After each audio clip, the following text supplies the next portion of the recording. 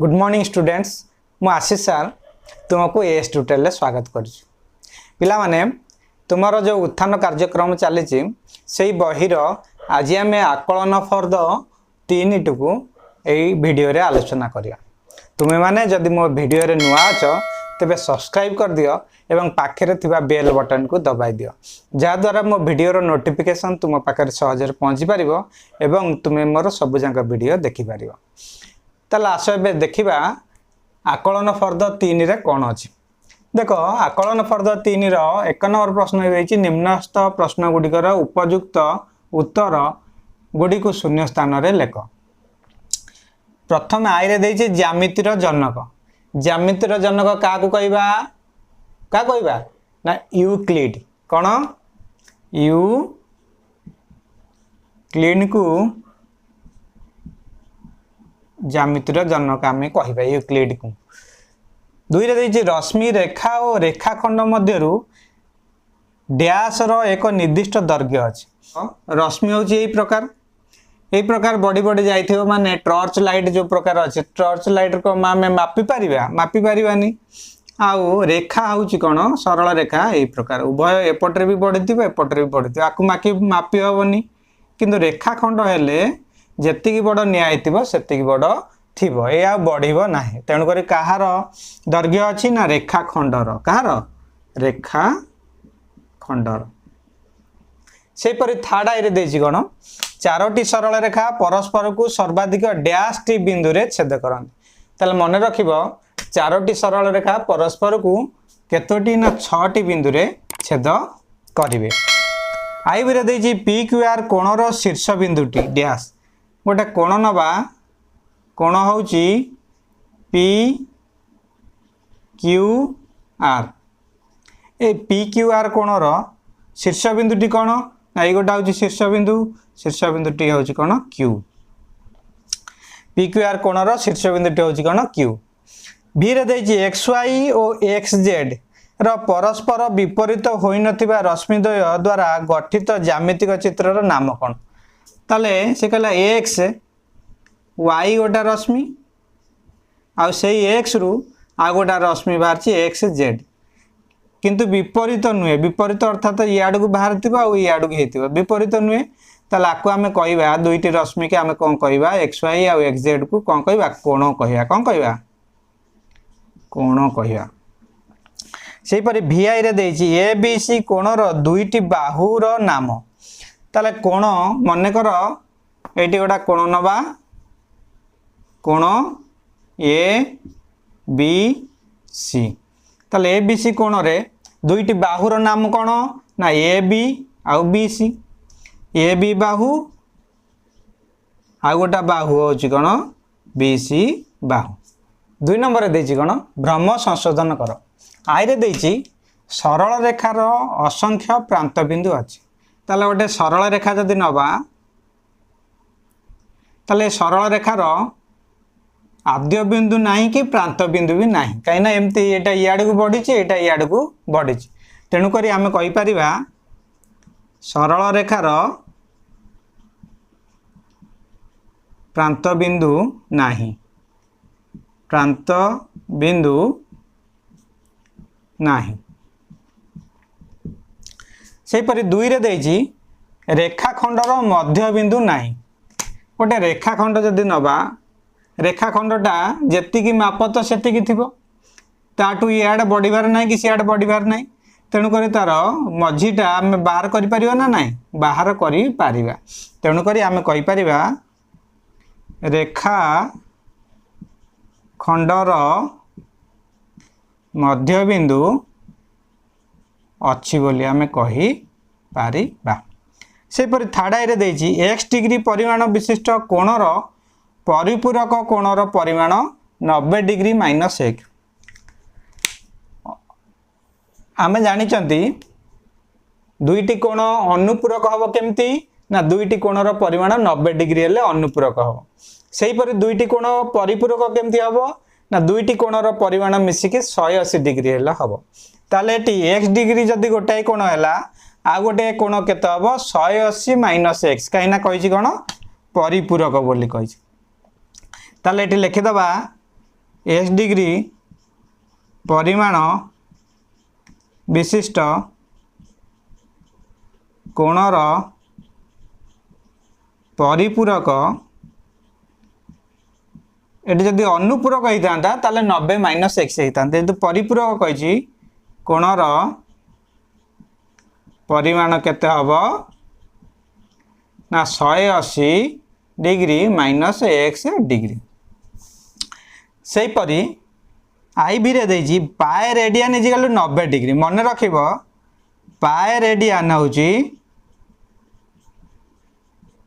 केते डिग्री ना 180 डिग्री पाए रेडियन टा हूँ 180 डिग्री 90 डिग्री नुहे भी रे देजी दुई बिंदु मध्य दे असंख्य सरल रेखा अंकन करा जाय पारिबो ताले मन कर दुईटी बिंदु एटी अछि ए बिंदु मन नहीं कि एठी गोटे अंकिली आउ केमिति आंकी पारिबो ए दुईटी को नहीं आउ सरल रेखा आंकी पारिबो कि आंकी पारिबो नाही ताले मन रखिबो दुई बिंदु मध्य दे केवल गोटे सरल रेखा अंकन करा जाय पारिबो ताले हम लिखि दबा दुई बिंदु मध्य दे केवल गोटे सरल रेखा अंकन करा जाई पारिबो गोटाए सरल रेखा अंकन करा जाई पारिबो दुईटी बिंदु मध्य दे 3 नंबर देछि सूचना अनुसार दत्त प्रश्न गुड़िकर उत्तर ठीक उत्तर बाछि ठीक चिन्ह दियो से कहे त्रिभुज पी क्यू आर रे केउ शर्तटी ठीक पी क्यू आर त्रिभुज रे कोटा त्रिभुज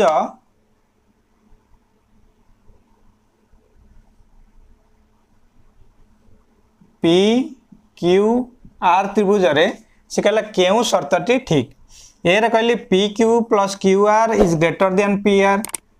P Q plus Q R is greater than P are